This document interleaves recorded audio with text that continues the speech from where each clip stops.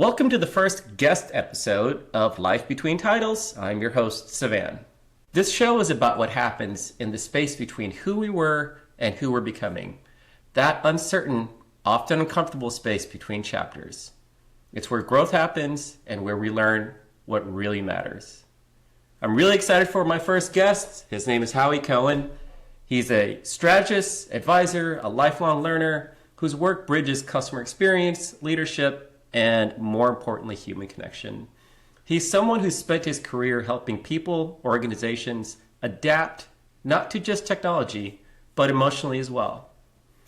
In today's conversation, we talk about a lot, but at its heart, it's about how we navigate transitions with purpose. We explore relationships, career success, and how true leadership is about serving others. Howie and I also talk about the reality of unemployment, how it can be reframed not as a setback, but as an act of self-ownership. We get into the power of creating a life plan, how AI is reshaping the job market, and why communication skills have never been more important.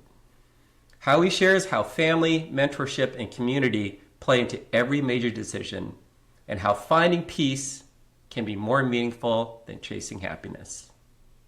There are so many takeaways from this conversation, but if you remember nothing else, remember this. Relationships are key to career success. Leadership is about serving others, and sometimes unemployment is simply the beginning of self-ownership. Let's get into it. Good morning, everybody, and welcome to the first episode of Life Between Titles. I'm your host, Savan, and today I've got my good friend and confidant and partner for the last probably year and a half, Howie Cohen on. Howie, how are you? Good, good. Thanks for having me here on the first event here. This is great. I'm excited. Yeah, I was saying, no pressure on kicking this off. I mean, it's just a make or break thing for this new podcast, right? And so we've got to make it somewhat stimulating for the audience here. So Howie, what have you been up to, man? Like, I know we've known each other for almost 2 years now. What have you been doing lately? Yeah, it's actually been a little bit more than that.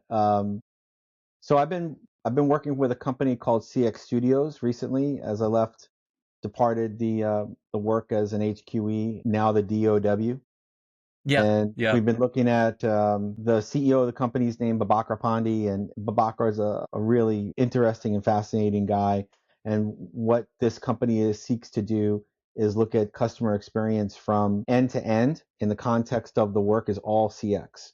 So you might be a developer, you might be a designer, you might be an analyst, you might be a technologist, but it's all in the context of customer experience and really business based outcomes. So I'm doing strategy work relative to that, a number of different areas. I'm looking at companies in finance, insurance, federal and defense. We're doing some work with companies you may know like Adobe, Salesforce, and really looking at how the market's changing from a customer experience perspective and look at the artificial intelligence and things that you and I did together as well. We're looking at the Yeah. same a lot of things and of course how people are being impacted, issues around work. And my side gig that I don't get paid for is except for in love and hugs and stuff like that, which I really appreciate, is helping people find opportunity, helping people find work, and sort of being the Robin Hood of jobs, you know.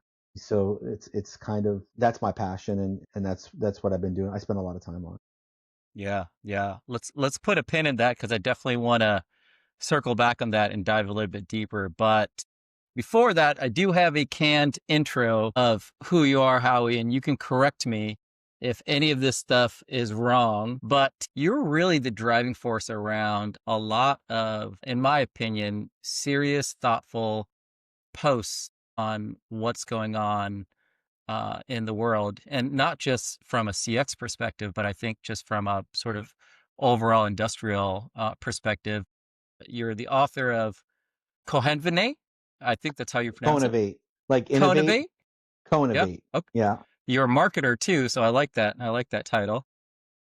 You're also one of the, in my opinion, modern thinkers of how career changes, skill sets, technology, and all that stuff is really evolving over the last, I would say, like the last, 10 to 20 years. Um, in your recent post, which I just read, titled "Welcome to the War for Talent and You're Losing," you highlight something that I thought was super interesting, and it's really around this pressure to perform in this changing technological landscape. And there's these two driving forces. You have these companies punishing those who don't use AI. And then you have these educational systems that do punish you for using AI. And it sounds very much like a lose lose proposition. And what I really love about how you think and what you've done, and I'd love to sort of like circle back on, the some of the history that's gotten you to where you're at right now, is you position these things as not individual failures, but it's really this systemic whiplash of all this stuff that's been happening. And we've contributed to it, right? As a society, we've contributed to a lot of these changes. And so today I'm hoping that we can dig into that a little bit. We can dig into some of the things that you've been doing to help out others as they look for their next job, and whatever else sort of comes up. Sure. I'm happy to do it. And thanks for calling out the post. I think it's important. Yeah, absolutely. So, Howie, one of the things I'd love to talk about is how people got to where they are. We don't have to go through every single job you've had over Hmm. the last 30 years, but Hmm. give me and the listeners a little, snippet of some of the things that you've done to really influence where you are now. Everything has been about the relationships that I have with people and the value of the relationships and the outcomes that we achieve relative to the business really have to do with how we work together with people and how we network and how whether if you're the smartest guy in the room no or not, what really matters is that you're listening to people and you're respecting people. I look at any team that I ever had or worked with, it was integrity, trust, and respect. Yeah. Those three things were my are sort of a part of a motto. If you lose one, you don't have all. If you lose any one, then you lost all three. But the bottom line is that whether I started, I always had this vision when I was very young that I was going to be at the bottom, and someday I was gonna be at the bottom, but I was gonna have the voice of the CEO. I was gonna listen the ear of the CEO, and I was gonna be able to tell the CEO, hey, these guys up through this chain of command, these guys are doing this and this wrong, and this is how we can fix it. Hmm. And I had this mentality and this mindset that I'd be able to help that way. And what I discovered was that my perception from Hmm. everybody at every level is facing both team dynamics and individual and business challenges that are sort of centered in where they are at the layer to which they're operating. And so I just continue to work to be not the best for myself, but the best relative to my team over Hmm. the years. And, I'm on LinkedIn. If people look at my LinkedIn profile, they'll see where I started and they can follow my work journey. But the bottom line is that no matter where you are, there you are. And you have a responsibility to respect people and treat people with kindness. And you have a responsibility also, if you're in a leadership role, you have a responsibility to look at what the needs of the business are and bring that back to the team so that they can figure out how can they contribute and how could they be their best selves. And so my career has been sort of a progression around that. And I've always taught. I've always taught throughout my whole career. I taught at Bryant Stratton. I taught at Columbia University. I taught at I Thomas Earl. He's a big name in service oriented architectures and cloud computing and now artificial intelligence. For years, I did work with Thomas Earl, and I've done a lot of work with the SIM Society of Information Managers to do the leadership forums, and I'm passionate about that. So always taught, not because of teaching because I wanted to tell someone something, not because I wanted to say, oh, Howie knows. It's really Hmm. because I wanted to learn and I wanted to learn along them to learn along the way as well. So Hmm. I wanted to hear and I wanted to learn from them, but I also wanted to be articulate enough in the thing to be able to have a conversation and a dialogue around it. So I've had many Yeah. different types of jobs, but the one thing that has been consistent is my job relative to people. Yeah. That's amazing. I like that. One of the things that you read about online or when you're having conversations is the idea that at some point in your life, you will be a manager, or at some point in your life, you will be a leader in some capacity. For those listeners that are just starting off in their career, what are some things that you've seen when you first started to make you reflect and say, "Holy shit, man, like I'm a leader now. Like I've got to start doing leadership things. Like I can't keep on taking the same type of jobs because one, it's not fulfilling, and two, it's not where I want to be, right?" And so, like, what are some things that you've seen when you started off to make you start thinking about things in that capacity? It strikes me, I had at one point I was with Lockheed Martin and they had this exercise that you're, you're supposed to be the leader in this exercise, and it was Yep. for Six Sigma or something, Yep. and so you step up and you come up with this story, and then you go and you do this leadership thing. And it was interesting because when I did it, it was, it was like a role play kind of thing. But when I did it, I certainly wasn't in a senior leadership role at Lockheed Martin at that time. But I was emulating the people that I had seen come before me, and the people that I thought, um, did a good job of leading. And I was thinking that if you just put these things together from, formulaically, and, if you appear a certain way, you read books about people standing in a certain position or holding their hands in a certain position, speaking Yep. in a certain way, that, Yep. it's going to mean something, right? But what I discovered is it doesn't mean anything. It doesn't mean shit. The truth is that people see you how they see you, and they respect you if you respect them. And if you have results, you're results oriented, and they can see the results, or they can see your results and they can see your effort. They feel that aura, then you start to be empowered. You empower yourself, you see your self value, and then you sort of become the CEO of you. Now, if you're the CEO of you, then it doesn't matter who you work for. It doesn't matter what you do. You're always at the top of your, of the business of you. And I know there's books written about that, and I'm not trying to be cliche about it. I'm saying that for real, if you take responsibility for yourself and you don't worry about what other people do, but you worry about other people, there's a Yep. difference. There's a Yep. difference. Worrying about what someone's doing, but being concerned about them. Once I had this realization that I'm just going to be the best me that I could possibly be and not get hung up on what anyone else is doing, then I just continued to move from a leadership perspective. Things started happening for me, and people didn't want to come along. They didn't come along. If people wanted to come along, or people felt like I was the right guy to hang out with, then they did. And that's how it worked out. I just kept getting up. I mean, I love Rocky, so it was kind of a Rocky thing. I kept getting, Which Rocky? all of them. Uh, I mean, it's you gotta you can only be your best self.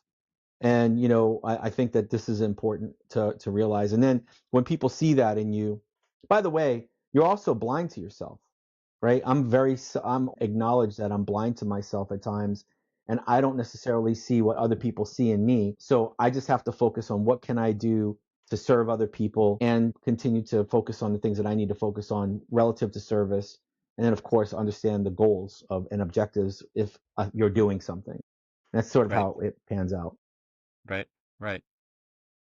One of the things as I'm having conversations with people recently is around the stigma of being unemployed or not having an active job in some capacity. In many ways, it is dehumanizing because you start to doubt yourself, and you start to become a reflection of a lot of the insecurities that you may not have had when you had a job. To your point about being your own CEO, what are some things that you think could that people could do to maybe think about that in a different way? Because it's essentially total ownership, right? No telling you what to do now. You don't have a boss, you are your boss. But Hmm. in that same light, you probably have more responsibilities to yourself to sort of get out of that rut and start to think about things in a different way. Like, what are some ways you think that people can reorient themselves to really have that positive spin on, their unemployment stage or whatever it is that they're trying to do? And how could that look? Because like I'll tell you, for people like you and me, we're always thinking about something to do, right? There's always a project. You're always talking to somebody, and if that's not happening, somebody else is filling that time for you within your household. But I Hmm. do think that like the approach that you have of being your own CEO is the right one. But I do think that like even within that, there's probably nuances to how you can actually approach that so that you don't start to negatively spiral into something maybe darker than what you really want to have. It boils down to a couple of things. And I, I promise you this, I talk to people every day. Some people more than once a day. I see a lot of different types of facets with this, and I'll just introduce a few to kind of Hmm. tease it out a little bit. So, so you're a CIO. You were a CIO of maybe a $1 billion a shop, cost center, operation center for, 10 years, and you lost your job. You were released because your company was acquired by a PE. Hmm. And you think that you have this great network because you were the CIO and you know all the people and you went to all the dinners and you did all the things. The Yep. minute that you step out of that role, the minute that you step out, then all these people scatter. People don't call you because they don't know, are you Yep. going to retire? What's your value? Or if it's all right that I say you're an asshole to me while you were in the seat, you didn't help me out. All sorts of stuff happens, and then they feel very alone. They felt alone in the first place because they were a CIO. Yep. So who's going to be there to help them? You could try to hire a coach. You have this dichotomy. You have this like issue that you feel like you're super valuable. You know what you've done. You know what you can speak to the board. You do all these things, but at the same time, do I actually have the value? I don't know the tech anymore. I wasn't the guy that actually implemented it. I knew OpEx, CapEx. People don't want CIOs anymore, right? So what do you have to do? What do you do? Now, on the other side of it, you have people who are coming up. Maybe they were technologists, maybe they were business analysts, maybe they're a kid a young person out of school trying to figure it out. And there's all this, it seems to me to be like they either feel like they have too much confidence because they're overconfident because they're overshooting the mark, or they don't have enough confidence, or maybe they don't even know where to start. Right. So what I like to do with people, whether you are the CIO, the CEO, you owned your own company, anything, what I like to do with people is sit down with them and talk with them about what their life is about, what their life Yep. plan is, what do they think their the big purpose is, right? Yep. Because at the end of the day, we're all going to wind up either in a pine box or somewhere in between, right? We might be Yep. we Yep. might be dust in the ocean, but we're all going to the same place, right? So you're not going to be remembered. I'm not going to be remembered as Howie Cohen, the director at BMS, right? I'm going to be remembered as, and by the way, we're only a few generations from being forgotten, right? So how do we how do we deal with the now, and what do we do for ourselves right now? So I start with a life plan. What do you want today? What happened to you in the past? What are you looking for in the future? What's going to bring you peace? Not happiness, Hmm. not happiness. What's going to bring you peace? And Hmm. what does peace look like? And then we start to tease that out. And by the way, right then and there, I can tell you if someone commits or doesn't commit to doing the life plan. I can tell you right away how their journey is going to be. Now, I will tell you this: 100% of the time, 100% of the time, if people follow the process, they successfully land. It's not my fault, and it's not because of me. It's because that's the way this works. If you put Hmm. energy in and effort in, it's about, the person meeting the opportunity at the right time. There's some luck, but there's a lot of commitment. So we start off with a life plan, and then from the life plan, we start to talk about what's your value, what do you think you can do, what do you want to do, and then what's the responsibility, and then the question is do you know where to start, or do you need help getting started? What are the three Hmm. things that you need to know to get you into a position where you can get started? And you have some decisions to make, you have some testing to do, you got to do like you do, you got to be healthy, stay healthy, eat right, go to the gym, take a walk, climb a mountain, talk to, if you're a religious person, talk to someone, other people, keep your spirits up, and know that the world is not going to be there to save you. There's not going to be some deity that comes out of the sky and hands you a job. You have to work on it, and you have to sculpt it, and you have to invest the time. And then I try to do my best to be there for those people who are willing to go through this, the crucible, so to speak. And Yeah. I try to give them feedback. I give them feedback, good, bad.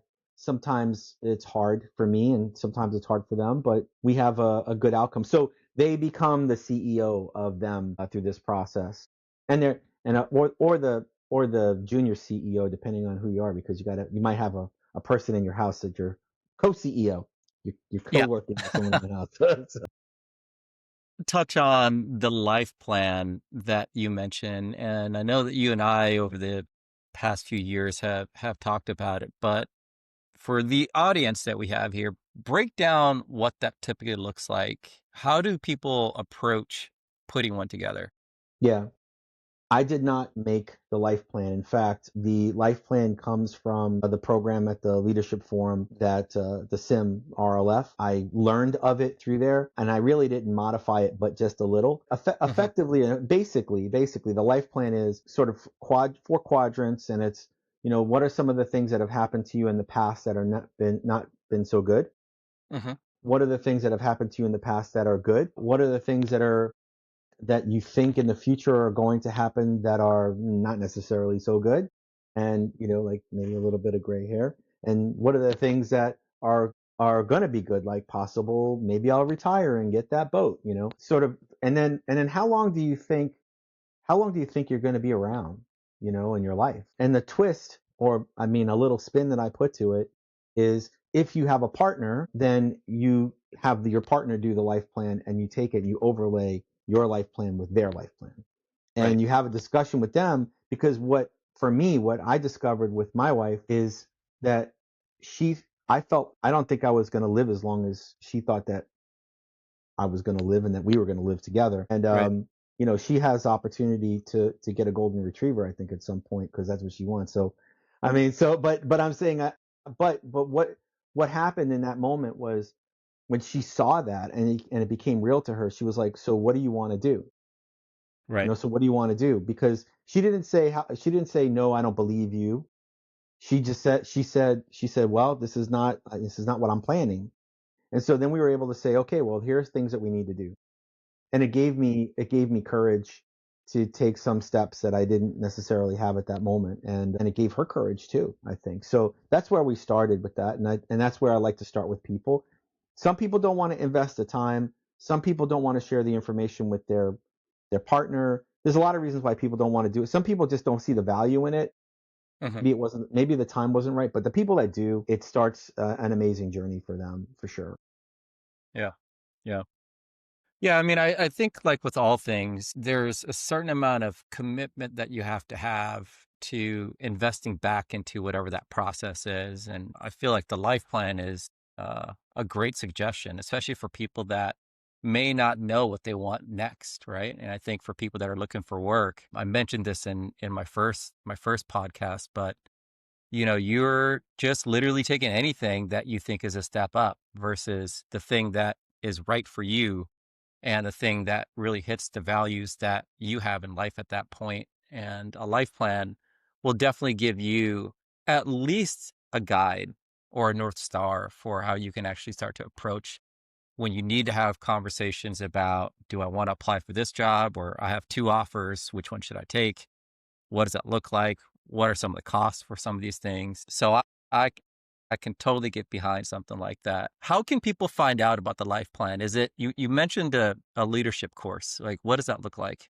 Well, so I have it on my blog. I can Okay. share a link with you, and Yeah, and you we'll can and we'll they we'll can pop find the it. link in the I'll comments pop for a link sure. in there. I have that, and they can go through that. I also have a couple of posts called "The Work and Finding Work," and that basically shapes out everything that I do with people. So Yeah. what happens is so somebody will call me and say, "Hey, I heard about you through so and so, and I don't know how you can help me." I've had people say to me, "You can't help me," or "I don't know how you can help me."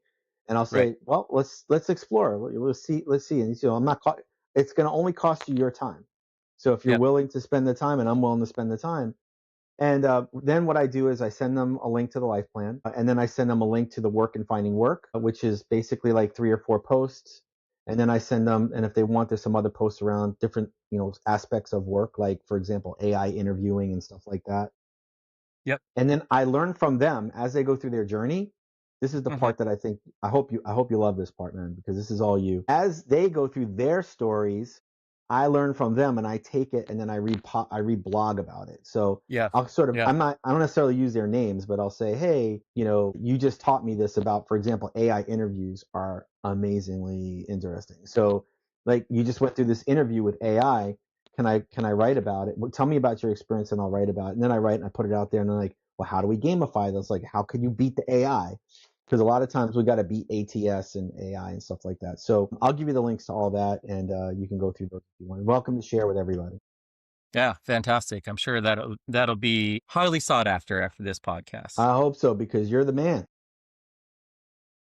Howie, I want to transition into. I just pulled up your LinkedIn profile. One of the things that I'm always fascinated by is how people land at the jobs that they've had. Right. So Hmm. I'm looking at your LinkedIn profile, and between 2017 and 2020, you were the head of digital capability management at Bristol Myers Squibb. And then you went on to be a strategic advisor at IonX. And I then, that was my company. I own that company. okay, so you were an entrepreneur Yes, and a managing partner and a strategic advisor. correct. And then you went on to be a senior advisor at the DMA, the Yes, sir. Defense Media Activity. Yep. And now you're doing a lot of strategy type work for CX Hmm. Studios. I Yes. look at that. I look at that body of work, and there's a lot of breadth there, right? There's a lot of different types of things. Hmm. And if you were somebody applying for, let's just say you're going through the traditional career ladder, your resume would not look like a traditional career ladder. And I think that's fantastic, right? And I think that's one of the things that I tell people is that there's no cookie cutter way for you to approach your own journey. How, for each one of these steps and stages in your life, like how have you really approached what you commit your time to next? Let's just say you go from having your own business to then working for the DoD, and now you're an advisor. Like, what are some of the key things that sort of have come up either in your life or in just your career journey that's made you commit to some of these different places over the last I'd say, what is it, like 8-10 years now? Yeah. I lost my job at Chubb. I was released from Chubb Hmm. Insurance because I I didn't even was bring that one up. Yeah. yeah. Yeah. Yeah, I lost my job at Chubb because Chubb was acquired by a company called Ace Insurance, Okay. and they didn't feel like they needed the type of services. I was a vice president of knowledge management. I had left Booz Allen Yep. as a consultant, and of course, people told me when I lost my role at Chubb, and I had a lot of great friends there and family that I made there, but they would tell you you can't cross industry. For Mm, example, I live in New Jersey, so going from insurance to pharma was like not, if you talk to me, it'll never happen. right. So Right. the first thing that I would suggest is that, and I do share with other people, is don't let anybody tell you what you can and can't do, because they don't know you like you know you, and you're a thousand Yep. people to a thousand people, right? So they have this version of you in their head, and that may not be the right version. So um, I I thankfully I had the CEO. This is a very clear answer for Bristol Myers Squibb. The CIO of Bristol Myers of Chubb Insurance and I were very close before, and he and I became close because of Chubb, and then we became friends, and he became like a big brother to me, a mentor, a colleague, and a mentor. And he had hundreds of people that he could have chosen to mentor, but he chose to mentor me, and he went on as he's a leader in the Society of Information Managers, which I had mentioned earlier, which is a leadership forum. He was actually he was actually, I think, the CEO of that at the time after he had left Chubb, and he had this network of CIOs, this big network of CIOs across the United States and some, I think, in the world. And these are not CIOs of like little mom and pop shops. These are CIOs of major companies. And it just so happened that I was lucky enough to get through a few interviews with Bristol Myers Squibb, and one of the references was him. So he knew the CIO of Bristol Myers Squibb, and the Bristol Myers Squibb CIO, whether or not he said to the hiring executive at that point, "Hey, we should pick up Howie" or not, I wasn't privy to that particular discussion. But I think that they said, "Hey, um, this guy is probably a good guy to talk to. It at least got me a shot." So Mm-hmm. BMS was a great company, and I just want to point one thing out, if it's okay. I actually have this on my desk. Ironically, I didn't plan on this. Yeah. I got this from my team at Bristol Myers Squibb when I was leaving. Okay. Explain to me what that is. It's a sincere appreciation plaque, a man who has always stayed focused on our mission. And the reason why they Wow. said that, the reason why they shared this with me is because I used to tell them the mission of BMS was to discover, develop, and deliver innovative medicines that help patients prevail over serious disease, right? Because I would know the mission. And I said the mission is part of every day because we're trying to help people, right? That was the Yeah. purpose of being in the pharmaceutical. So they gave me this plaque this was my team. It wasn't given to me by the senior leadership. It was given Right. to me by my team to say, we love you, and I love them as well, and an amazing team. I had to leave Bristol Myers Squibb because my mother was sick. It was in the beginning of COVID, and and it was too much. I had to make a life decision. It was too much for me. I was in a big position. I was running cloud for different factors of Microsoft Cloud and all sorts of other stuff. This team, I just want to make this point. This team was amazing and limitless. The only thing I did in that job as a director of collaboration services, the only thing I did was block and tackle for that team. That's it. Mm-hmm. I would just explain what they're doing. They did everything else. It was like freaking magic, right? And so I was lucky. I was sad to go. I'm still in touch with some of them today. Yeah. And then I started my own company so that I could do some basically side work consulting while I was in between um, my mom's illness, my mom's cancer. Yeah. And so that exploded. My mom passed away, and the work exploded. And I was working directly with a couple of companies, and the company just grew to a point where I couldn't do it by myself, and my partner was just getting too big.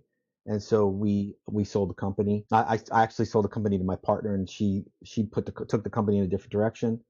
And then I got the phone call from Admiral Pittman Mm-hmm. for the defense media activity. I had done work in the defense media in the defense world before. Yeah. Shout out And to Hal. so, yeah, shout out to Hal. And he called me and said, "Hey, I need some stuff going on. I need some help. We're going to do something that's original, never been done before, and I need someone who can do it." And so my career just so Hal came from years and years ago, right? From years ago at U.S. Joint Forces Command back in the, back in the 2003, 2004, working at GIFCOM, and people remembering me and saying, "Hey, there's a guy." And everyone's, over the years, people call me for whatever they needed, right? And I would pick up the phone. So what a blessing to be able to have, because look, I got to meet you and everything, right? So Yeah. No, it's fantastic. right? So I'm just saying, it's like it's these relationships, it's these connective. Don't burn bridges. Like if someone's an asshole, Mm-hmm. let them be their own asshole, whatever. But Right. but if it weren't for the people, I wouldn't have had a chance. I wouldn't have had an Yep. opportunity. And so many people are angry at themselves or jealous or mad or whatever. They got their own thing, but there's so many other people that warmly receive you Yep. and love you and respect you. And then the other thing is, I'd say is, study. I'm always like reading something. Like I always got a book around. You Yep. didn't know I was going to be on this. Look at this thing. It's a little sizable, but I'm still trying to learn Woof. strategy. Even though my title is strategist, I'm still trying to figure out strategies. You know what? I am too, man. I'm still trying to figure out a lot of things in I'm still life. trying to figure it So out, but don't feel bad. I know pizza, so you can't pull that off. You can't pull that away from me. So Oh, man, amazing. yeah, yeah. Hey, Howie, I want to circle back to your Chubb boss. What's his or her name? His name was Carmen. Carmen. So Yeah, I want to circle back to Carmen. yeah. And one of the things that always interests me is how people pick where they spend their time and where they spend their energy, right? And we've talked about this in the past where all of that's currency. You're building up currency in some way or another, whether it's through relationships or finishing projects or just getting things done so you can do other things. Yeah. And I feel like, when Carmen, out of all the people that he's had on his team, chose to decide to mentor you, there was a reason, So right? my Chubb, hold on. So you're talking about the CIO of Chubb. Yeah. So Yeah, yeah, whoever was the yeah. guy That who was decided to yeah. mentor you. His name is Jim. His Okay.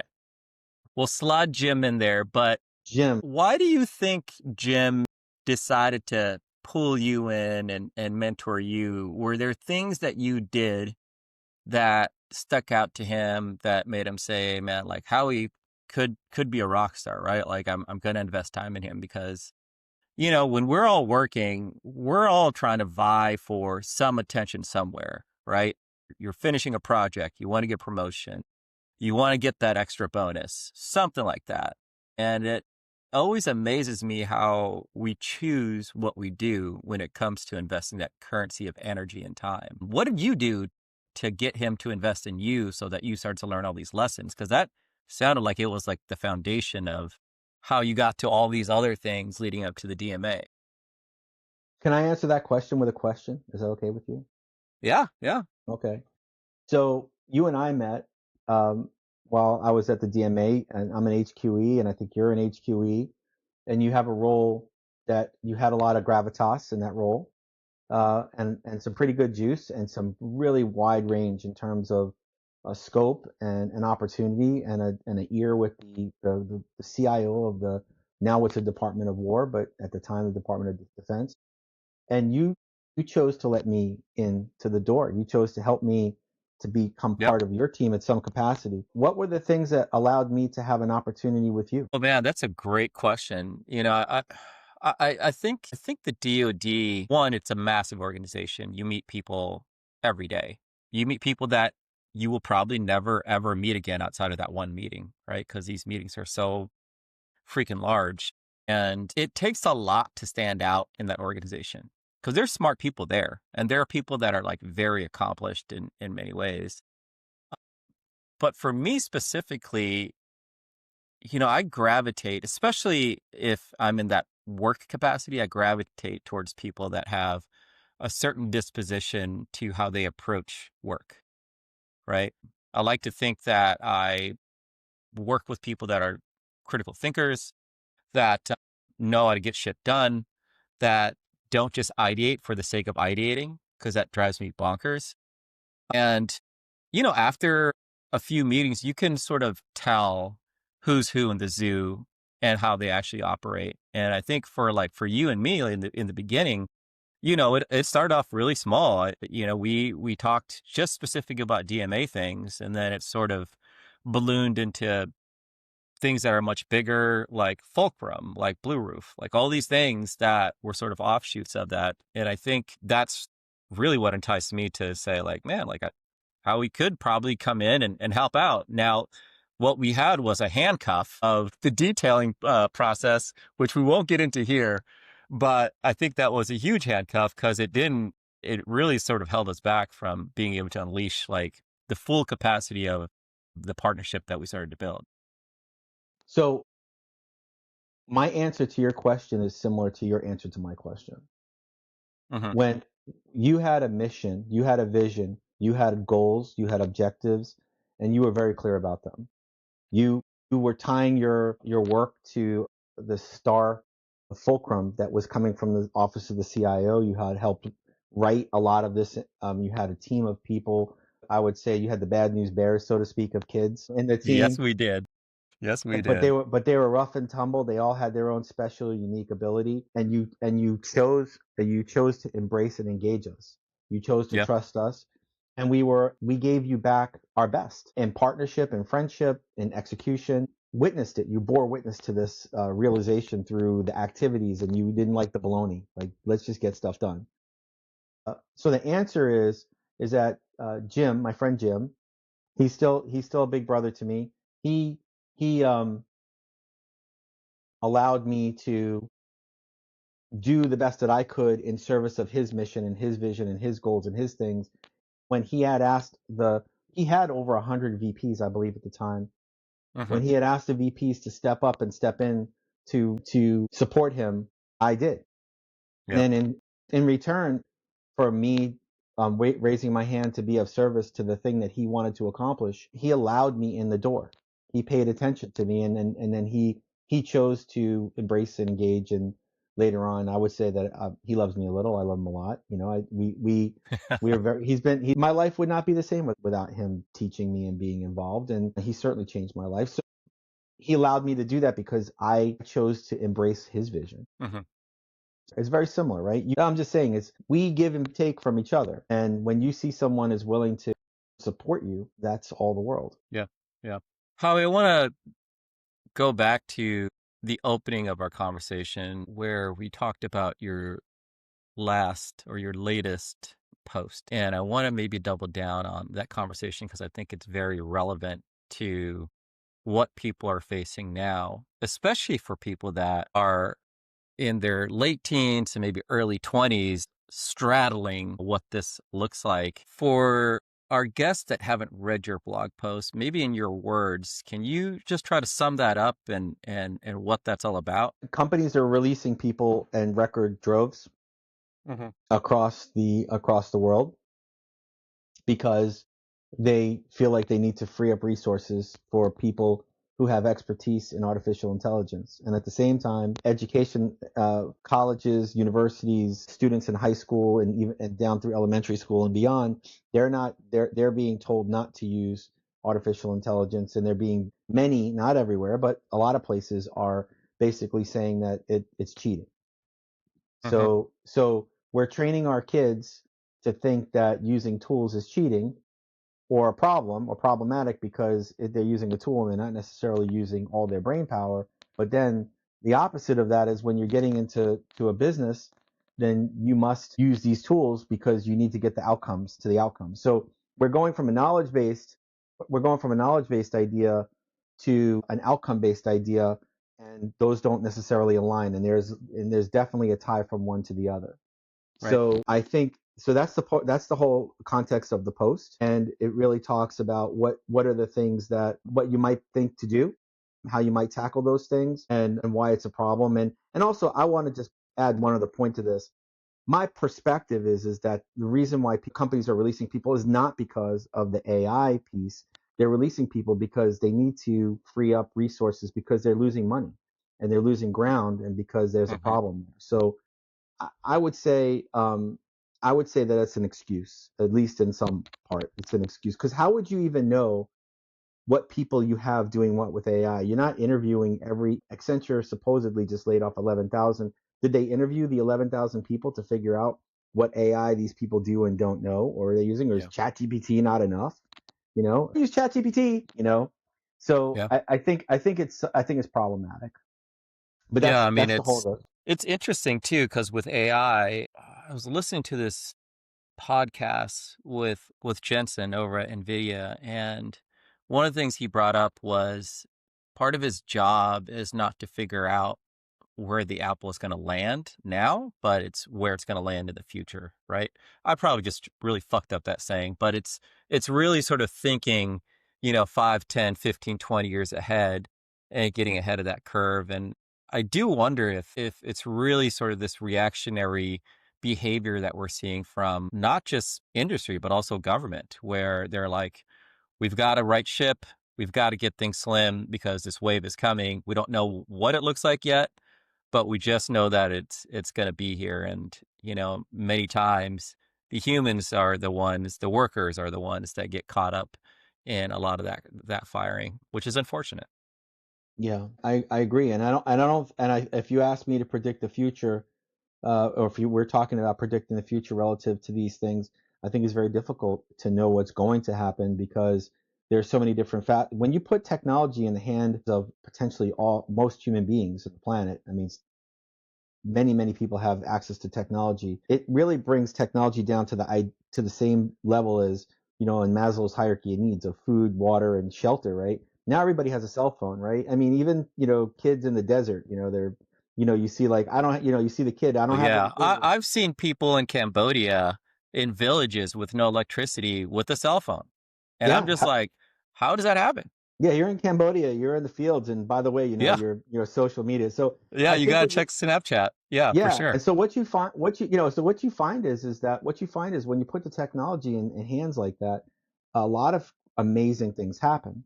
And by the a lot and the shackles of human creativity and knowledge are broken off because there's no controls around those things. So I can't tell you where we're going to be because of that, because you never know. Like the kid in Cambodia could just create like the next craziest, biggest thing, and that's happened. However, what I can tell you is that companies are being acquired like by PEs in a lot of and a lot of cost consolidation.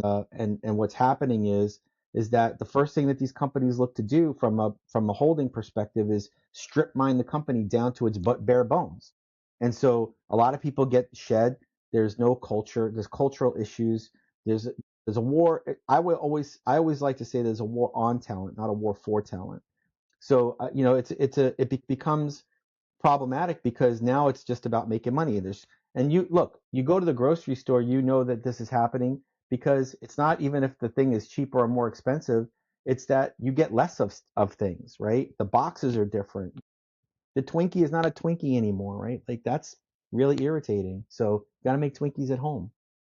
So I Yeah. think this is like so where I'm going with this is that the bottom line is that the decisions that are being made in the boardrooms are the decisions that are really strictly relative to making money. And then when you're a conglomerate, when you're a big company, you're going to look to cut the cost. You're going to look to do all these things. The onus always falls now on the operations, the cost center. So you're a CIO, a traditional CIO, you're asked to cut OpEx and CapEx, and where's the first thing you're going to go to? You're going to say, do I have the talent? Any CIO I talk to, the first thing they say is, we don't have the talent.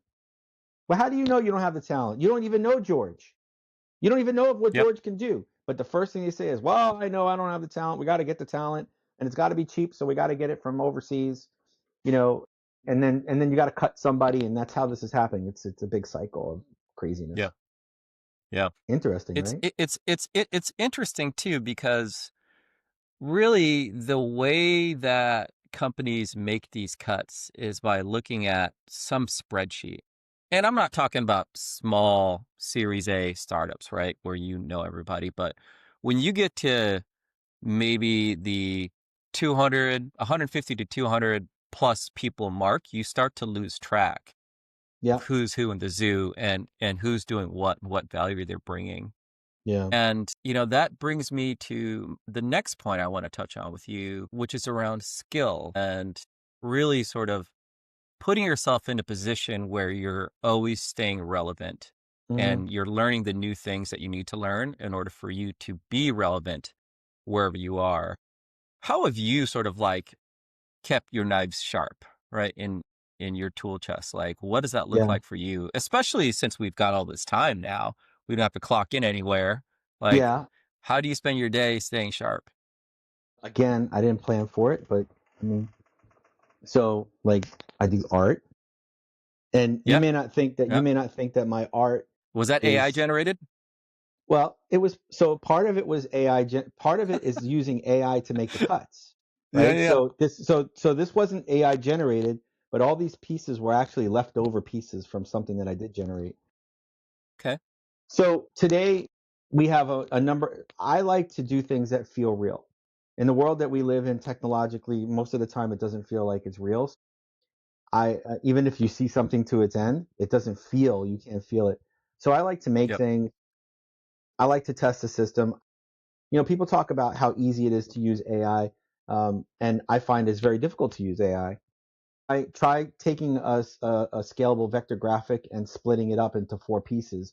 Take it and upload it to Gemini, Nano Banana, and ask it to make this SVG in the four pieces so that you can print it on a laser printer. It doesn't work.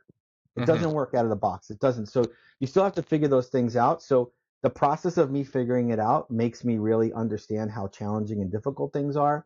And then I have to kind of peel back the onion to figure it out. And then I give myself these little mini challenges to sort of to make things, and then I produce something and I give it away. So I may make a piece of art or do something, and then I figured it out, and now I'm giving it away. And I challenge myself across the board, whether it's strategically, whether it's technologically, and I like to play and test and figure things out that way. So I do a lot of that. And I use AI as a tool, and I try to invoke this. My kids, I say to them, I encourage them to use it, and I also encourage my kids to teach me, and Hmm. try to.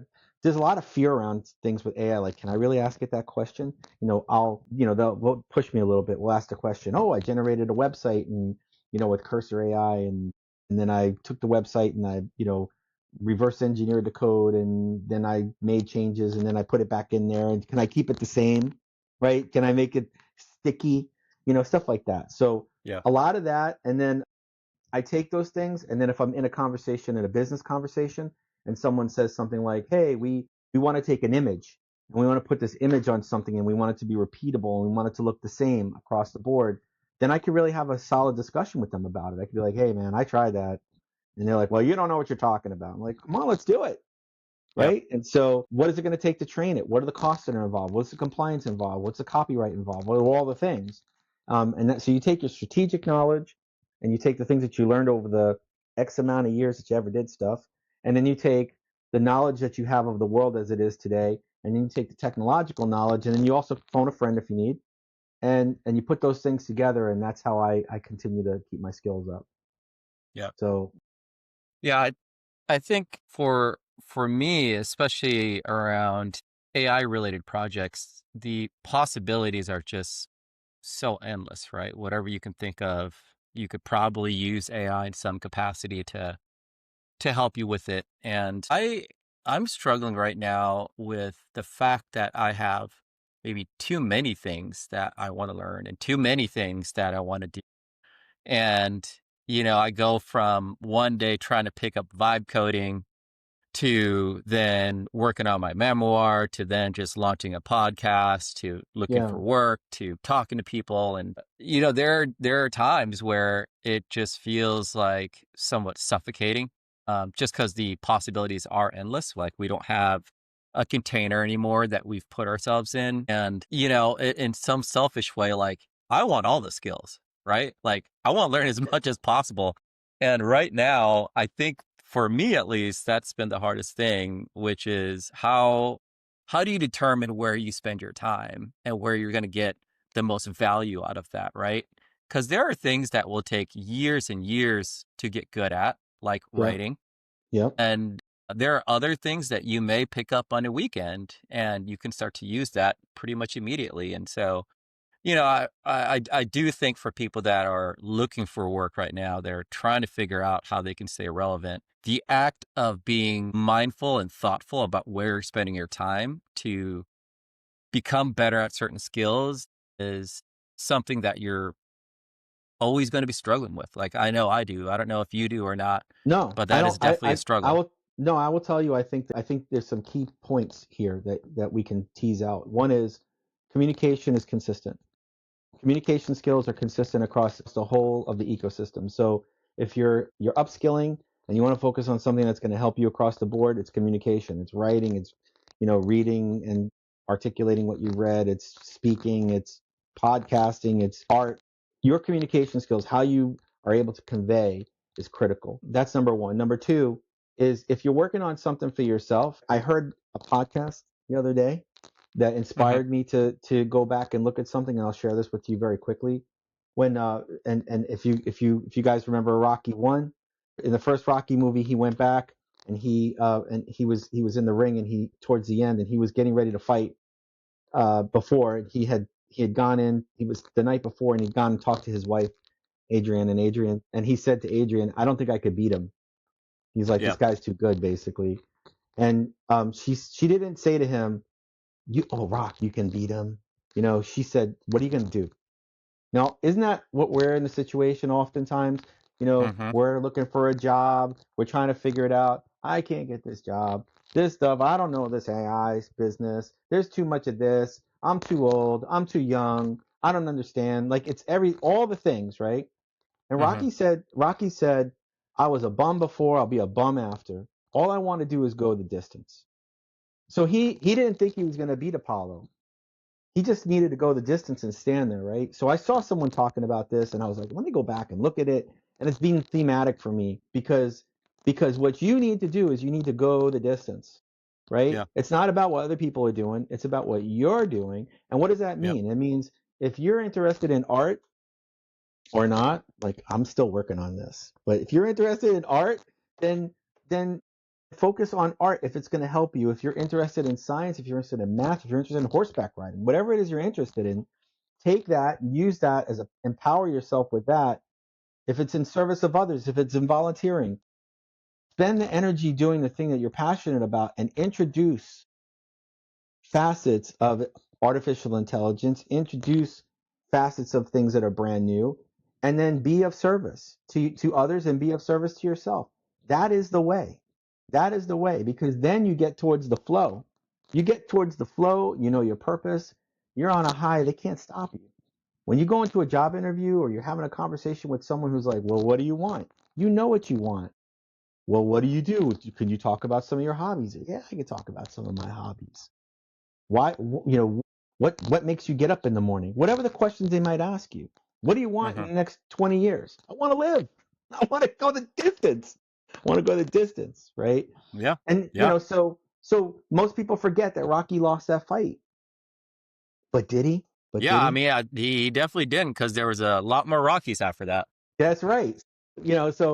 So my point to you is take the technological aspects of things and the business things and focus on the things that are good for you, that are the fuel for the fire, that stoke for the fire of your soul, and be of service to others, because in giving you're getting, and do it, intermix it in your life, and all sorts of things will happen from that. Mm-hmm. You'll be better.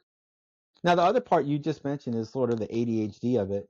And yeah, you can go, oh dude, but if you don't stick to something and you don't have a purpose for it, then you're gonna be it's just a distraction.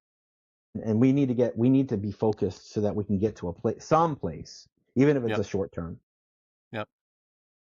I do want to talk about maybe the Apollo Creed in your life, if we're going to stick with this analogy here, right? For those who haven't watched Rocky, it's a boxing movie, Yeah. and Apollo Creed is the first villain slash friend towards the He end wasn't a bad of guy. He's Apollo the Creed. movie. But what, since you left the DMA, what have you struggled with? Like, what causes anxiety for you now? Like, what do you get up and maybe not every day, but you just worry about, right? With this sort of new chapter in your life. I feel very connected to the world. I feel very connected to people. I Mm-hmm. feel I'm sad about what's happening in our world. I'm not, we're not talking about colors, red and blue. I'm talking about people. I'm very sad about what's happening in the world globally, and it affects me every day. And I'm doing everything I can to help myself by being focused on small things, by being focused on purposeful things, and by helping where I can, because you never know what your impact is going to be. And I'm sticking to that, Mm-hmm. the butterfly effect of what we do. So Yep. I really try to focus very, very hard on where I can be of service and where I can be good. And I also talk to a doctor. I see someone and I talk to him, and I see him regularly. And I also talk to mentors. I call someone once or twice a week and I get insight and wisdom. I also feel it's important to have community. So I reach out to people. I reach out to you when I'm Mm-hmm. upset, and Mm-hmm. I try to find, it's not about finding solutions. Sometimes it's just about achieving that, what I mentioned earlier. It's not about being happy. It's really about finding peace.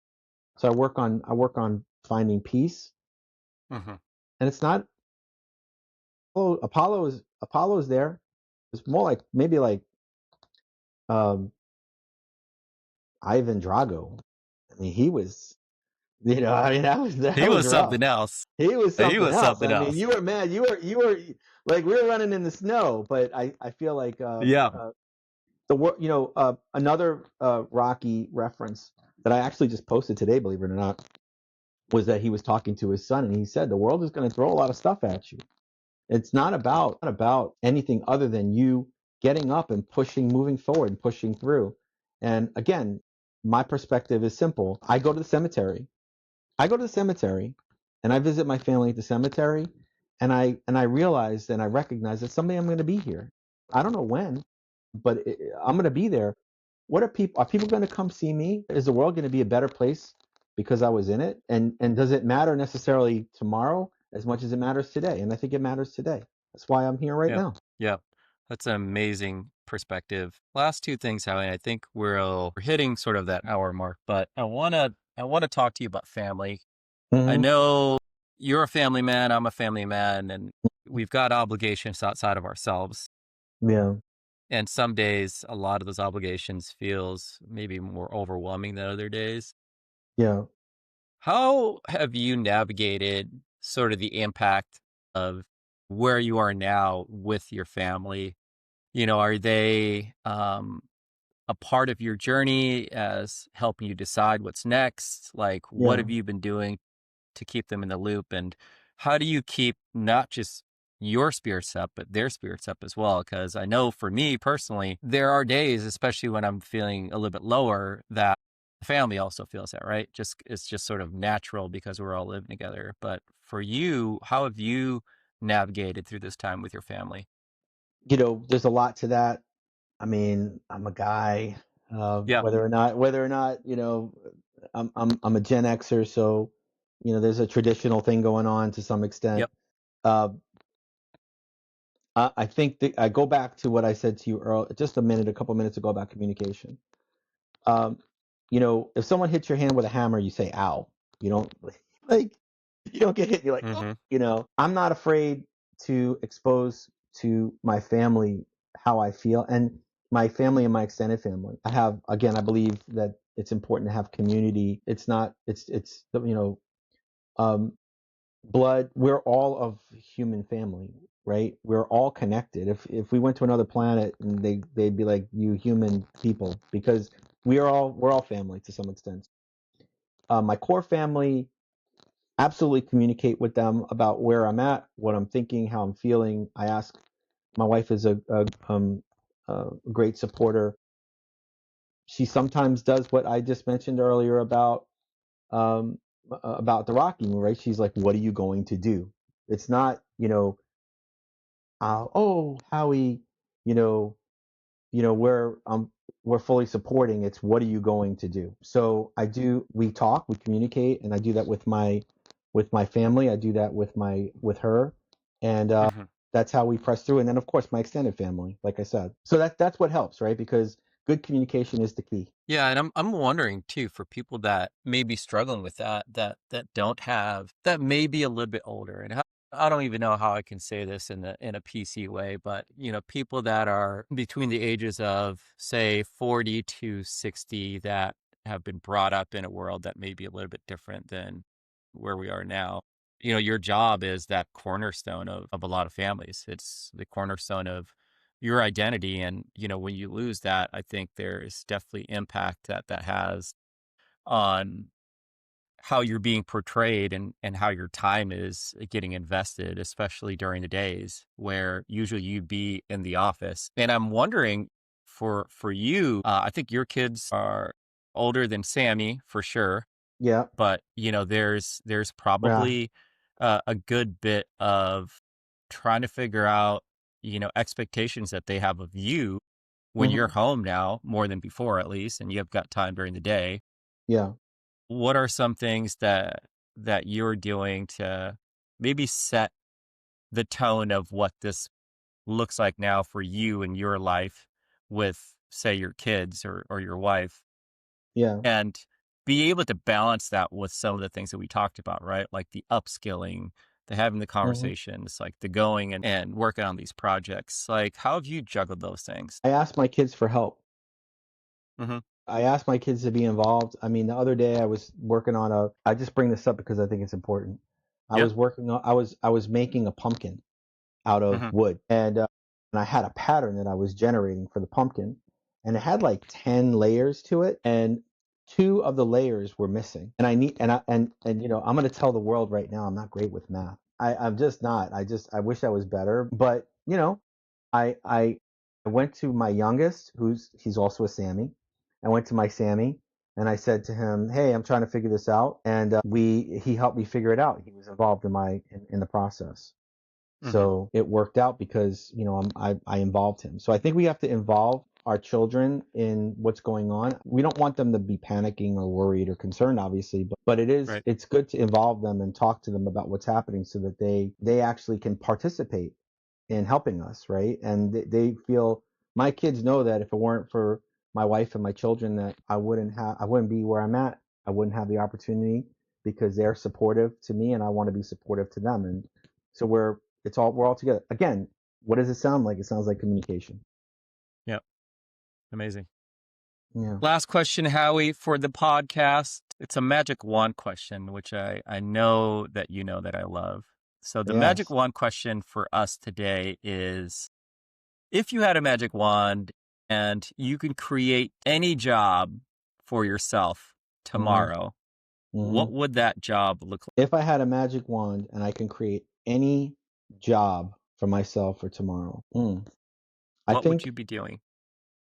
Well, I think it would be something closely to what I'm doing now with when it comes to the leadership and the coaching and advisory, but with more backing financially from other groups, corporate groups and agencies, so that I can help more people. Because I really, if you there's an old movie called Dave, and he was finding people jobs, and that was his thing. And I understand that feeling. I love when people are able to find an opportunity and then they want to help others, right? It's a Right, domino effect. I love right, that. So if I had a magic wand and I had the ability to do that with some financial backing, and that includes, helping them find, where their library cards are, right? Because most people don't realize that they have access to the library, which they can upskill, reskill, new skill themselves all day. There's thousands and thousands of dollars from their library, LinkedIn Learning, free subscriptions, and all these things. So being able to help educate people and inform them of the things that they have, the best things they never knew they had, and once they land, them have some responsibility to help other people. I would love to be yep. in that position to see that. That's awesome. And that's it. Yeah, I mean, you sound like it sounds like a life coach slash recruiter slash CEO advisor or something like that. I don't even know if there's a title for what you want to do there. Like, what is Yeah, that? not the boss. I don't want to be the boss. I just want to be Tony the Danza? guy. I don't want to be the boss. I want to be I want to be the ultimate helper. If that's that's my title, is the helper. Yeah. That's pretty much it. And so if I could do that and, get a couple of extra bucks to help people, or, not a recruiter, because, like I said, it's that's a whole to do, right? I want to just be able to be like, hey, you need talk to Dan. Dan's got like a bunch of stuff open, and Dan's like, you came from Howie. That's pretty cool. Come on over. Let's figure something out. Yeah. I would like that to be a little bit easier. But yeah, that's it. Well, with the unlimited amount of backing that you would have with this magic wand question, it would be significantly I easier. could do it. I could do it. Yeah, yeah, yeah. That's great. All right, brother. Well, that wraps up this episode, the very first episode Thank of you. Life Between Titles. How, Thank you. I hope there's some great music that goes with it, and I'll make yeah. sure that I send you some links. Hopefully, I don't get sued for any of the music I use. Oh, you can find it. You can find Yeah. not copyrighted music. That's awesome. Thank you for having me. I really appreciate it. All right, brother. Thanks, man. See ya. All right. All right. Bye bye.